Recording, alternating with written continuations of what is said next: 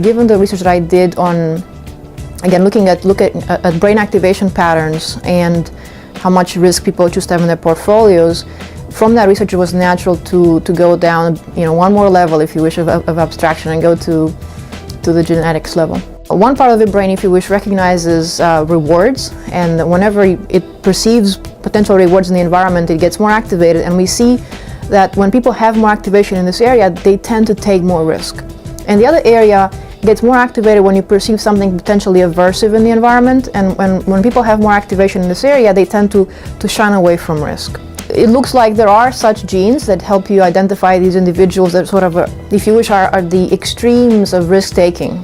On one hand, you have high risk takers who are pathological gamblers. On the other hand, you have individuals with anxiety disorders.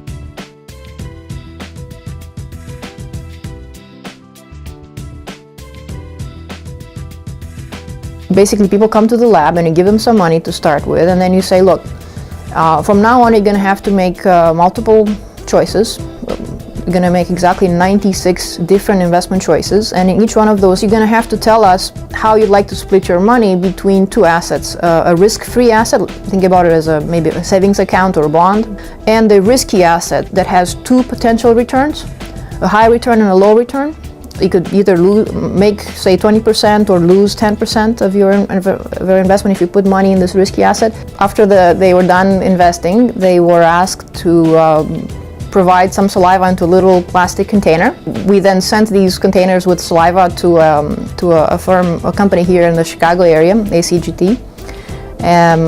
They did the DNA isolation for us, and we told them what genes exactly to look for in the DNA of each subject. We see that individuals with these two variants of the dopamine and serotonin genes that we identify tend to put something like 25% more money in the risky asset compared to the other participants. We may be closer to having a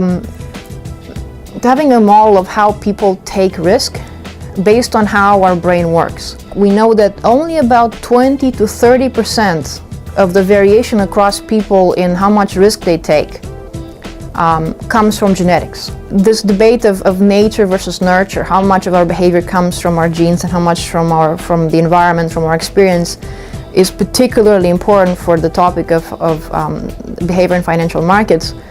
And we should not think that nature is the only thing that drives behavior. What this field has shown is that biology matters, our brain matters. We are irrational, but in a predictable way.